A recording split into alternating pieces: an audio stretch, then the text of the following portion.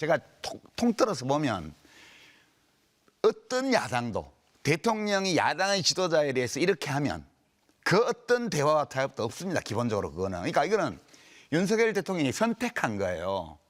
그리고 선택했기 때문에 민주당은 이렇게 할 수밖에 없는 거고, 이렇게 하는 민주당에 대해서 또 정부 여당 쪽, 정부 쪽에서는 검찰을 동원하고 사법제도를 이용해서 공격하는 거고, 그걸 가지고 또 여당에서는 또 혐오감을 조장하는 식의 공격을 또 하는 거고, 이게 지금 우리 현실인데, 지금 앞으로 벌어질 모든 일들은 이 현실 속에서 벌어지는 거예요. 대통령 탄핵 되었든 안 됐든 간에 지금 탄핵안 제출하고 의결하고 헌법재판소하고 뭐 의결이 될지 안 될지 모르겠지만 이 모든 것들이 일어나는 건데, 제가 이제 궁금해하는 건 이런 거예요. 좋다 이거예요, 여러분. 피차간에 제가 어느 쪽 편들 생각은 없는데 민주당 편이긴 하지만 제가 다 알잖아요, 그거는. 근데 위헌 위법한 비상계엄을 발동해가지고 명백하게 위헌 위법한 행동을 했다고 압도적 다수의 국민에게 비난받고 있는 이 대통령에 대해서 헌법기관인 국민의힘 여당의 국회의원들은 어떻게 할 거냐 이거예요. 이거를 얘기를 해야 돼요. 저는 지금 사실 제가 바라는 거는 진영을 다 초월할 수는 없죠. 그렇지만 이렇게 나라를 엉망으로 만들고 불법을 일삼는 대통령을 자기 당 후보로 당선시켰다고 해가지고 계속 거기 머물러 있게 하는 것이 여당의 국회의원들의 양심에 끄리낌을 주지 않는가, 이게 지금 궁금한 거예요. 어떻게 저렇게 할 수가 있지? 그게 지금 아까 3대 7 정도라고 얘기를 하셨는데 7이 지금 탈당도 지금 안 된다라고 생각하시는 분들이란 말이죠. 그렇다면 추경호 원내대표에게 사실 좀 시선이 좀 쏠리는 게 사실입니다. 어젯밤 오늘 새벽 상황에서도 보면 우원식 국회의장은 국회로 의원들 다 모이라고 문자를 보냈는데 추경호 원내대표는 의원들의 의견을 수렴하는 게 중요하다. 중앙당으로 모여라. 중앙당은 국회 밖에 있다는 말이죠. 중앙당사는.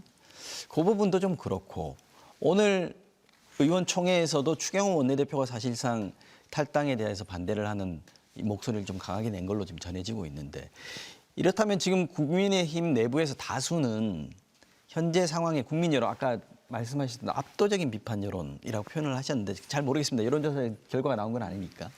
거기에 대해서 조금 온도가 낮은 거 아닌가, 이런 생각도 좀 들고요.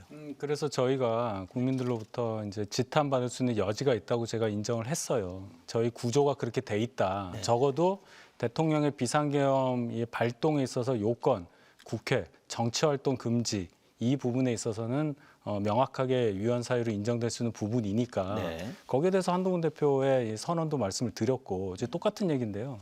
정치가 현실이라고 말씀하셨어요. 양심 얘기하시는데요.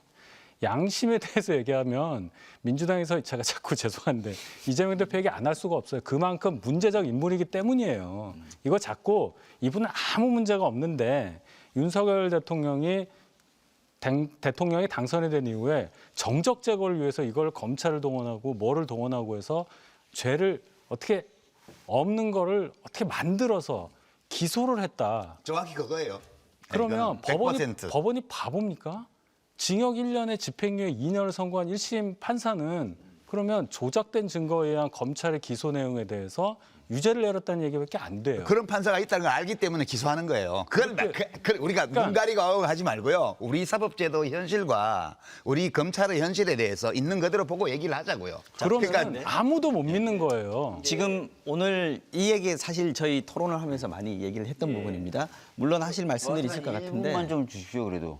오늘 비상계엄에 대해서 비상계엄에 대해서 좀 말씀 1분만 드릴 진짜 텐데요. 드릴게요. 예. 1분만 말씀해 주십시오. 이제 아까 이제 유시민 작가님 말씀하셨지만 뭐 대통령 또는 여당과 야당이 항상 싸우게 돼 있어요. 그러면서 자기가 갖고 있는 권한을 가지고 또 싸웁니다. 예산에 대해서는 국회는 삭감 권한이 있고요. 정부는 증액 권한이 있어서 예산 심사할 때 보면 일단 야당은 많이 깎아요.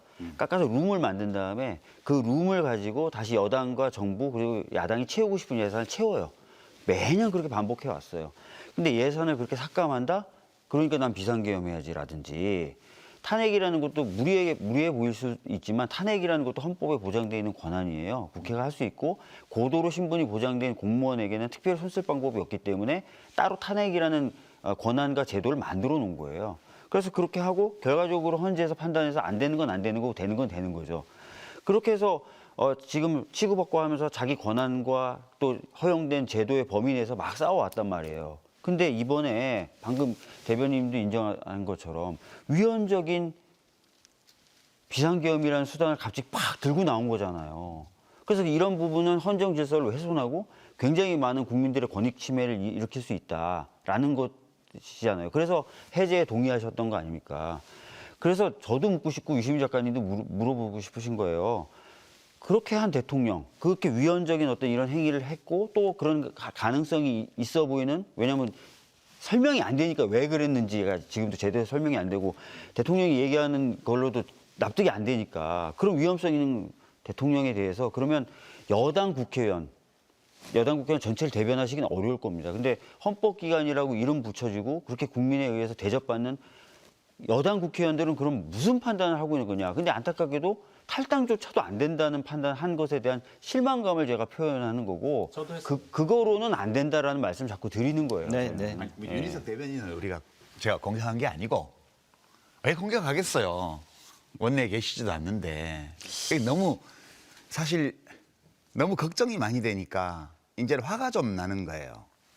그러니까 너무 된 나머지 막 화가 나는 이 민심 이거를 국민의힘 당이 안고 가야 되거든요. 그러면 이제 계속 다음 지방선거, 대통령 선거, 총선까지.